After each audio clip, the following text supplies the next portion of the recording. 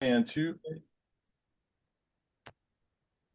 Hey, what's up? This is Will with Abysmal Hymns, and I got Reza Mills back with me. And this time, like we talked about previously, we're going over our top five shoegaze albums. And what is shoegaze aside from staring at your shoes? It's for me, and the definition can change. It often gets kind of classed as a subgenre of indie rock, but I think it's more of a fraction of punk rock. I think it fractioned off of punk into like making psychedelic music with guitars at first, rather than the typical instrumentation that like the Grateful Dead was using or Pink Floyd was using. And yeah, so I'm sure both of our lists are going to have a little bit of that. I mean, there are even subgenres of like shoegaze. We got things like dream pop, which one of the albums is definitely on my list at least, falls kind of close to that. And it got real big. It started in the 80s, kind of as what we know it today, and gained a lot of ground in the 90s, where some of the like classic staples that we tend to think of as shoegaze are. And at first, I remember it as being used as a term to describe bands that were very sonic but didn't have a lot of stage presence and just stared at their pedal boards. And then over time, it became more of a genre. That's kind of my memory of it. What's yours, Reza? So basically, shoegaze, I mean, as with the title of punk, it was kind of used as a derogatory term by the press here. And I apologize to everybody out there. We used to have some really fucking horrible writers in England. They're just notoriously fickle. And so it's kind of not a term of endearment at all.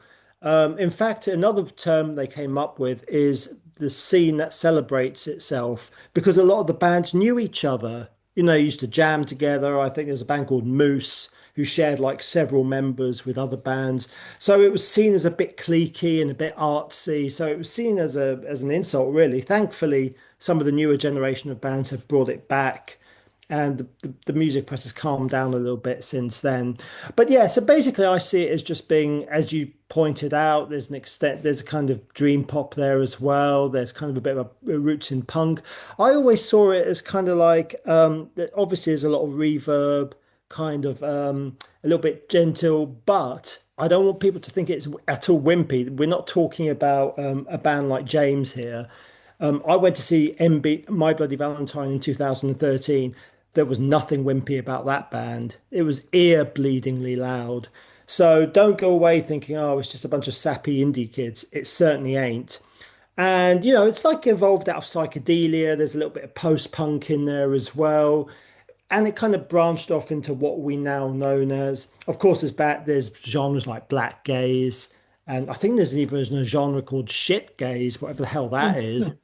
But yeah, it's branched off as a lot of these things do. But I fell in love with it when I heard Loveless for the first time. I just thought, yeah, this is the kind of indie I can get behind. This is not by no means twee or anything. This is soul and this is volume, and it also has a depth to it that I never really thought of with a lot of indie music, especially a lot of the jangly stuff and the fucking awful Britpop stuff that unfortunately took over from it. So yeah, that was my first experience and my impression of it. Yeah, and also, I mean, in the 90s, I remember, and still I think it's a thing, is there's definitely an intersection where shoegaze kind of connected with post-rock, Yeah. bands like Godspeed You Black Emperor and that type of thing. And there's, I think there's at least one of those types of bands on my list. But Cool. let's get into it. Give me your number one. And these aren't in Right. order, these are just albums that had the most impact for us. Well, I decided to start off with something maybe slightly contentious because I don't want people to go away thinking, oh, well, this is a shoegaze band. What on earth? Has Reza lost it? I have not. Hear me out. I've got the Chameleons, right? And I've got their album, What Does Anything Mean, basically, on my list. And they're not a terribly well-known band in some respects. They're from Manchester, but of course they were a little bit overshadowed by The Fall and New Order and all of that. But what I love about them is that unlike those bands that either could be a bit weird or a bit dark, these guys were very, very ethereal. They use synths. If you take songs on this album, such as Silence, Sea and Sky, it's like the theme to Twin Peaks. Perfume Garden, P.S. Goodbye, Intrigue in Tangiers. It just has that dreaminess about it that would eventually, and I can hear it coming on into some of the later bands. So for me, and of course there are other bands which we'll probably be listing at some point during this episode, which are far more overtly shoegaze. But for me, the roots of this genre lie in this Chameleons record and even Script of the Bridge, the predecessor. Very underrated band. I definitely check out and urge everyone to check these guys out. I had an opportunity to see them in November, but I've just been too busy to do so. But yeah, that's my first choice. And what year did that album come out? I think it was 85. Yeah. Yeah. All right, we'll go with my earliest pick then is a 1988 album. It seems like I say that year a lot. 1988. That was a year with a lot of great music, apparently. Absolutely, yeah. And this is a band that does have a little bit of that jangle to them. And that's the thing, kind of like you pointed out. I think with shoegaze, there are a lot of artists that have made shoegaze albums without being shoegaze limited to being shoegaze bands or artists. Hmm. And a few of mine definitely fall into that category. This one, I don't know. I've kind of mentioned this when we did our noise rock top five, that the reason that I didn't pick this album was because I thought it was more shoegaze. So it's Sonic Youth's Daydream Nation. Mm. Yeah. And I think also something that's worth being said is shoegaze is very hypnotic and it is very atmospheric, but that doesn't mean it just sits there without any balls to it or doesn't have any motion or has to be like slow necessarily. Yeah. Um, but this album like does kind of washes you away with its atmosphere, and it's all done with guitars. Mm. Yeah. Yeah. I mean, yeah, Sonic Youth. I mean, how many genres has that band, come up with? I mean, their very first EP was kind of a bit of a pill worship, but then within a course of what, 7 years, um, came to a place like this. I mean, Teenage Riot's on there. Is that right? Right? Yeah, that's Yeah. first one. Yeah. And even the cover is a little bit enigmatic and a bit sort of like mysterious and ethereal and strange. So yeah, I can definitely see where you're coming from. I think if I remember correctly, Ride, the band Ride, were hugely influenced by Sonic Youth. Right, yeah. I can see So I that. can definitely hear a lineage there for sure. And it's the kind of sonic heaviness that they have in the guitar tones that are like atmospheric, but not like riff oriented. No, no, absolutely not. No, I agree. All right, what you got? Okay, so this is about as contemporary as I get. I went for the band Jesu and their self-titled debut from 2004. Now, I've got to say, I love Justin Broadrick, don't get me wrong. I've always struggled with Godflesh a little bit. I have a huge amount of respect for them, but I've never quite got into them. But when he came up with Jesu, I was like, yeah, this is right up my street. It's shoegaze, but it incorporates other elements such as drone. There's still a tiny bit of industrial there, but it's minimal really. And there's a bit of post metal in there as well. So there's a variety of genres. It's not just like an MBV worship. It actually has so many different things going on. And but again, Justin is just one of those people who can just dabble with anything. In fact, on this record, I think he handles all the instrumentation himself, so that's quite a feat. And it was also quite a difficult time for him because of Godflesh's dissolution, and he had a relationship fall apart. So you can also sense that on the record too. So yeah, mine is Jesu, and their self-titled debut from 2004. Well, I definitely agree with that pick because my number two is actually going to be a Jesu. Uh, Hey, but I'm going to go with their 2006 EP Silver. cool. Uh, Yeah, just because it's a little more vocal. And yeah. like that first song, I think all throughout 2006 when this album came out, I just listened to the opening track of that song to drift off to sleep every night. But in a good And sense, not like yeah, ball. yeah, yeah. I Yeah. mean, it's not boring. It's like it kind No, of not carries at all. you away. Yes, Um, absolutely. Best sense. so yeah, so it's definitely, I mean, I agree with all that. It's not, it can be, I think silver is probably a little darker, maybe. Yes. Um, definitely you can hear where somebody like Alcest might have picked this album up at one point in time and say, oh, this is what Yeah. we need to do. Yeah, that's a great Um, as well for yeah, sure. so I agree with that totally. I mean, he definitely experimented a lot with atmosphere on in the Godflesh albums, you know. So it's a logical transition. Really, it allowed him to do more vocally, I think. Yeah, it's really a pity about Godflesh. I don't want anyone to think that I'm having a go at them. They're a great band for what they do, but some bands just don't quite do it for you. And I've always kind of had a bit of a hit and miss relationship with that band, despite loving a lot of Justin's work. Right. But Jesu always hit the mark for me. Sure, sure. All right. Well, what's your number three? My number three is a band called Swerve Driver, and I've gone for their 1998 record, 99th Dream. I believe this was the last record they did before their initial breakup. And what I love about Swerve Driver is, although they definitely nodded to shoegaze, on this particular album, they kind of nod to psychedelia a little bit more and as well as a little bit of post-punk at the same time. Adam Franklin's a tremendous frontman. I think I reviewed their latest EP actually for a Ghost Cult recently. And they also always seem to incorporate a little bit of grunge into their sound.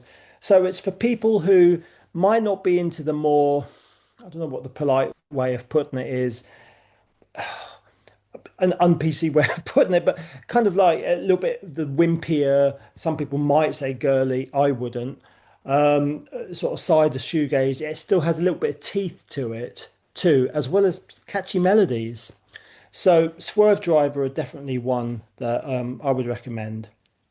Right, yeah, for sure. And I always kind of agree about that kind of grungy thing because I also kind of lump Swerve Driver in with bands like the Catherine Wheel Yeah. and Hum in that, their stuff had some balls to it when it came to that. Failure as well, yeah. Yeah.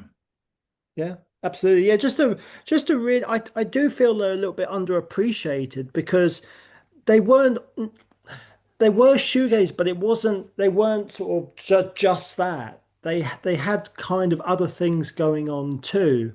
So I think for that reason, sometimes people might have found it difficult to know where to categorize them. Right. And then I don't think they really broke through to like the MTV crowd No, like a band like Hum did, you know. sure, yeah, especially on Beavis and Butthead, yeah, Right, um, yeah. yeah, cool. All right, well, my number three, I guess, kind of going with a little more classic, even though it's a 1990 album. And this one is definitely on more of the dream pop side, but the guitars are definitely shoegazy and the vocals are used more like an instrument. It's Heaven or Las Vegas by the Cocteau Twins. Another Cool. band that sometimes gets lumped into goth, but they're more whimsical. Hmm. There's definitely an ethereal quality, particularly on this album.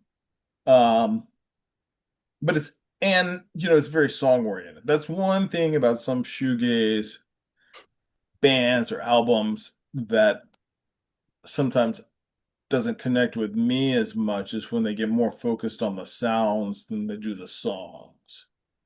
Yeah. And I think all of the albums that I have here have very unique vocal qualities that set them apart, where a lot of times, particularly with like, I guess the shoegaze revival, some of the newer bands tend to Mm. all stick with the same breathy vocal tone. Like, okay, we're checking that off. We got that one.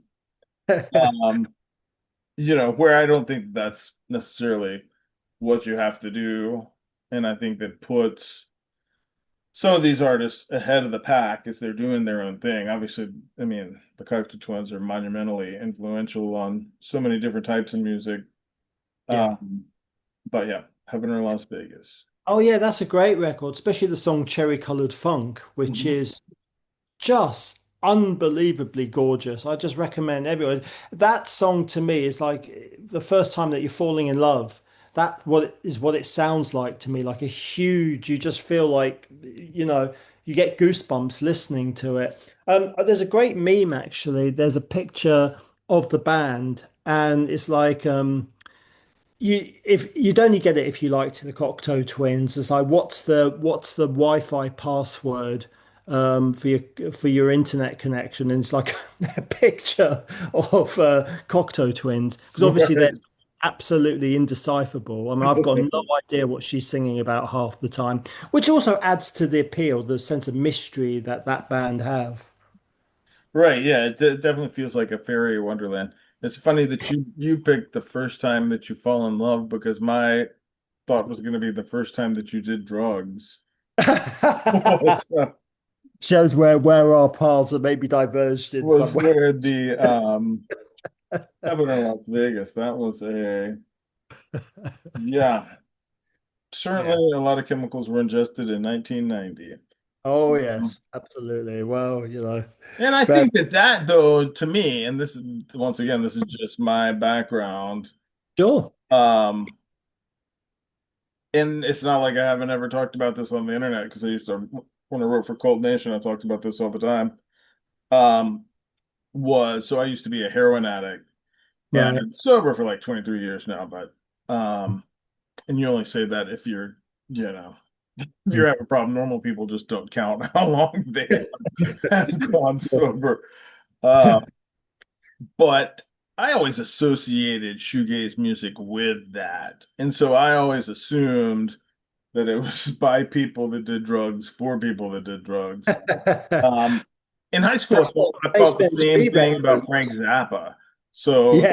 imagine my surprise when I learned the opposite. Yeah, straight Um, edge. that was almost like learning that Slayer didn't worship the devil, you know? Um, I but always, it's really weird. I kind of associate Cocteau Twins as well with bands such as Spacemen 3, maybe Loop as well. Just in that, as you were saying about you were talking about your drug experiences. Spacemen 3, yeah, read their bassist's autobiography. Oh my God, that band would make the Rolling Stones seem sober by comparison. right, yeah, and like Spaceman 3, I always throw them in the same boat as like 13th floor elevator. Sure, absolutely, I agree. Yeah. Right. Okay, So. what you got? Okay, so this is a really obvious choice. Apologies to anyone listening, but it's just because of the impact it had on me. This was probably the first shoegaze record I ever listened to. And I'm talking about My Bloody Valentine Loveless. It's not really an album that needs much introduction. It was their most recent album until 2013. It was I think it was the record that almost bankrupted Creation Records, which is why they unfortunately went on to sign Oasis.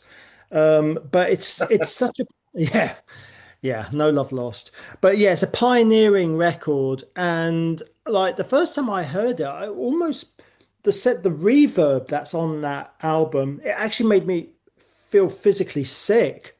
It just has that wooziness to it. But then once you acclimatize to the sounds on there, it's a remarkable record, especially considering where they started. I mean, when they first started, they were like this birthday party cramps type of thing. Really good, but completely different. And over time, once Belinda Butcher joined the band, they were gradually getting into like, first of all, Jesus and Mary Chain, and then to the point where we get to Loveless. Too many classic songs, sometimes. And I think When You Sleep and all of that. Yeah, it was the first ever record I heard in this genre, and really is what made me, pun intended, fall in love with the band. Well, I'm glad you picked them so they're on here because, it's like Torn, they're only five, and obviously they're kind of like the Black Sabbath of Mm. shoegaze. Yes. So, yep, we got them on there. Yeah, absolutely. I know it's predictable, but it's And for me, so here's my thing. So for me, and maybe it's because I, associate them so strongly with what I just talked about, sure. but some of their stuff does get into that sound thing. Mm. But then they have some great songs. So, you know, Yeah, and sure. and it's not like I haven't listened to that album a million times. So I mean, I gotta have It's respect pretty for it. ubiquitous at this point, Yeah, it's one of those like and it's it's interesting that you're talking about, Britpop and how some of the Britpop came out of that because I can see the Stone Roses kind of falling into shoegaze at times. Um, I see where you're coming from because of the psych thing as yep, well. yep. Yeah, it has that. Although I think maybe just different drugs. Right, yeah. I mean, LSD was an important thing, I think, to Stone Roses and the Sure. Cocteau Twins, Yeah, I mean, yeah. you saw pictures of them, you know that that was somebody who was tripping, trying to get ready to go out to the club. They just, the mirror was doing funny things, and that's how your hair ended up. Absolutely. Cool. All right. I guess I'm gonna save the newest pick for last and go with my number four is a 2002 album. Obviously, a lot of Cocteau Twins influence on this album. It's by a band from Iceland called Sigur Rós, and it's their Oh, yeah. Parentheses album. Okay. And yeah, another singer who makes up their own language. And he sings in that weird counter tenor. Yeah. Um, that reminds me of the Cocteau Twins. And this is the album that is best to get stoned and look at Christmas lights to. It's So not yeah, so not terrible. I'm endorsing that on YouTube, but if you're gonna do that, this is If the theoretically if you're someone was gonna watch maybe heading that way. Christmas lights, this album is I can't imagine why it was written for any other reason. I mean, it has a very wintry cover to it. And Yeah. that's the thing, like Hmm. you're talking about how it's hot in Florida, and that's why death metal came about, raining in England, so shoegaze. The shoegaze always feels like a very wintry Yeah. um shoegaze and black metal. So perhaps that's where the connection Black forms game. forms for Dev Heaven, who's from California, that Sure. they miss having winters, so they combine the two. I'm sure Sigur Rós, I think it was them. I saw an interview, well, if you can call it an interview, they did on a radio show. I think there's YouTube footage somewhere. And like the guys asking them questions, and they're just sitting there absolutely stony faced, like one word answers. And you're just thinking, what's wrong with these guys? Are they really stoned? Are they just bored? I mean, it's really, They were really, looking at Christmas lights. I mean, when was that interview from? that's it. Maybe they were tripping balls that day. Yeah, you can say very But little in that it stint. was quite amusing, but I did feel a bit sorry for the Maybe they interviewer. thought they were being interrogated and the journalist was a cop. Maybe. Yeah, Yeah, who they're knows? gonna get their visas Yeah, revoked.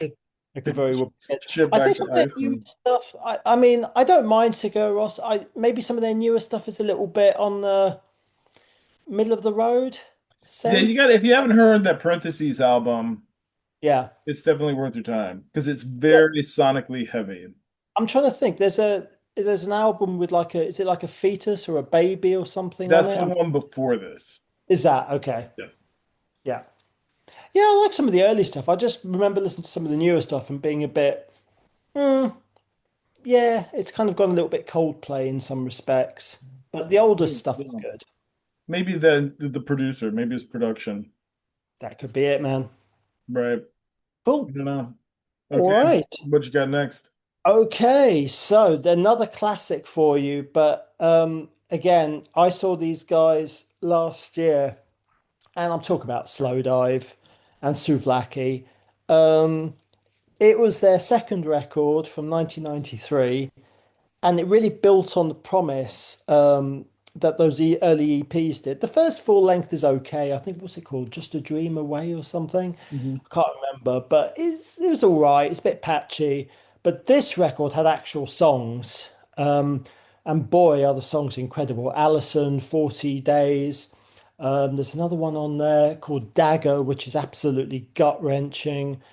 Sing, Machine Gun. Yeah, I can reel all of these off. I've listened to it that many times.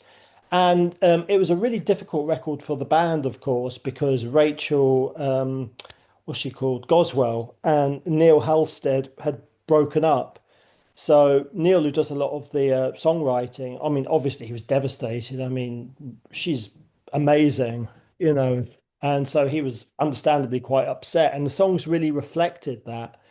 Um, and the Dagger, especially, if you don't believe me, listen to that song. And when they played these songs last year, I was almost in tears. You know, it just hits you. There's such an emotional weight to it, and so stunningly beautiful. But also the fact that it's got hooks and it's got melodies and things that you can hum.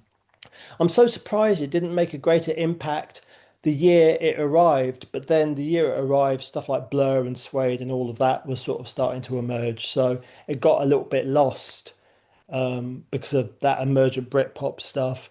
But yeah, Souvlaki, it's a classic. Again, it's predictable, but I had to include it. And they're kind of like me and Keith. We did a thing on Typo Negative, and I was talking about bands that are bigger now than they were when they were together. And Yeah. I think Slow Dive definitely falls into that category because they're not now thought of like as more iconic than the Pixies, Mhm. just where they're falling on like bills when they play festivals and stuff like that. Sure. So, and Yeah. I've not yet gotten to catch them on any of this reunion stuff going on. Hopefully one day I will. But yeah, totally agree. Everything, there's a heaviness to what they do. Yeah, yeah, and that record, especially if anyone's like, oh, I don't know, slow dive, play him this record because I think it's the most accessible. I mean, the one after this is called Pygmalion. It's just brilliant, but it's a bit more post-rocky and weird. This record is, I think it should be up there in fucking Rock and Roll Hall of Fame. You know, I think it's that good. Yeah. It's just Yeah. so well crafted. Actually, I think it's better than Loveless, if I'm I would honest. agree from songwriting standpoint. Yeah, absolutely. I mean, don't get me wrong, Loveless, very important record, and I do love it. But with this, if I want to listen to hooks and be drawn in, and this is the album I go to. All right. Well, so here we come. The time has come for my 2025 album that I Hmm? had alluded to being on here. Now first, let me prep you by saying the buzz around this person and the press focus and shift and comparisons are really not very fair. Hmm. What actually happens on this album. And it's another case of where you don't have to be a shoegaze artist to make a shoegaze album. Hmm. And it contains so many different types of music. There is country on here, there is folk, there's a little bit of pop, and when it does surface, it's more on the dream pop side.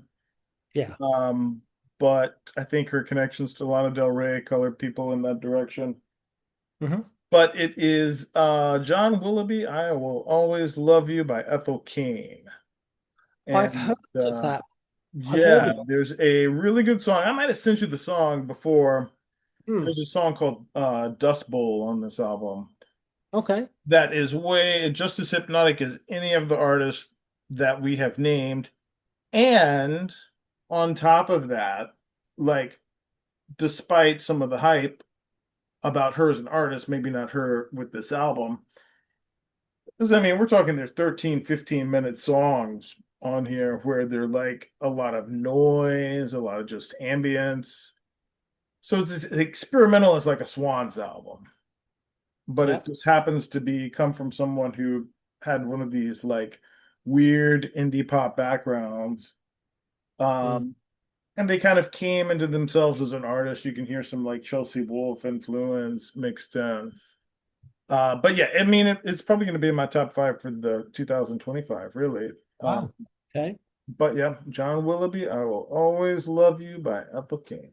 The only reason I know of her name is because recently I covered Anna von Haswolf's latest for Cult Iconoclasts, and she's a guest on there. Yep. How was that song? Brilliant, as can be expected. Absolutely brilliant. But then I'm a huge fan of anything that lady does. Okay. Uh, but yeah, I'll have to definitely dig into Ethel Yeah, Kane because on. if you like Anna von Hasselwolf, you'd like this album. Maybe now her earlier stuff, it goes in either direction of being like Sure. very folky Okay. to pop. Mm. Um, so yeah, so this is kind of where she's grown out of that. Wow. And obviously she's collaborating with people like, her on that album, I don't think that she's necessarily going for doesn't want to be Taylor Swift. Mm. Yeah. Yeah. And the funny thing is like Ethel Kane is not their real name. It's like a persona that's telling the stories of that this album is unfolding. So it's, Okay. it's pretty involved. A little bit of Wow. mythology. Worth checking out. Well, top five for you. So yeah, Yeah. definitely worth digging into at some stage. Right, right, right. Cool. And then there's some album like so one of my honorable mentions would Hmm. be Mogwai's Come On Die Young album. Okay. That Yeah, was yeah, the that's one that great didn't one. make it. Second one, yeah. But they're kind of, they're one of those bands that go in more of a post-rock direction. Yeah, yeah, for sure. Yeah. Yeah, I mean Mogwai. Just whatever you do, don't please listen to that bloody awful Zidane soundtrack they did. My God, that film is boring. I Um, Yeah, I missed out on that. Oh, you're not missing much, mate. I tell you, it is terrible, absolutely terrible. And seeing as we're on honorable mentions, and you mentioned them earlier, actually, I'm going to go for Godspeed You Black Emperor, and I think the one I'm going to go for is actually 2017's Luciferian Towers. Okay. And that's a really, really strong record. I felt like that's their, I mean, their early stuff is great, don't get me wrong. I just feel like this one feels a bit more cohesive. There's like some structure to it in a way. Um, I think they had just collaborated, I could be wrong, with the late great Grant Hart as well, but of Husker Du. But yeah, just again, if you like classic post rock, if you love Mogwai, then definitely check this one out. Right, yeah. Like I don't really see us doing a whole post-rock series on this. I mean, I guess like, I could name five albums, but I think that the best of it kind of is more attached to shoegaze. I agree. Yeah. I Some mean, of I'm it a can little be so bit. ponderous, and like I- even with Godspeed You Black Emperor, sometimes it's very like minimalistic and even like noise. Yeah. Some of it Um, can be it's like hard work. almost too fragile to be a song at times. Yes.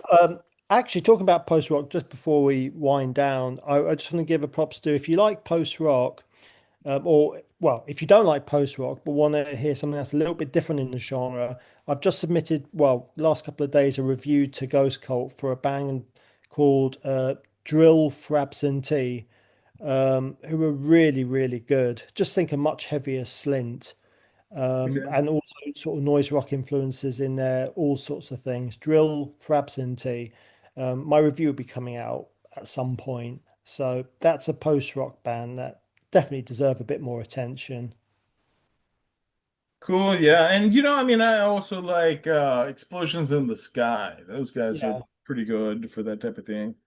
yeah, Um, and they even, they kind of wander into some like almost metal at times, yeah, which, it is noted that I did not include anything like Deaf Heaven or yeah. Ozfest on this list. Even though I like those bands, Cool.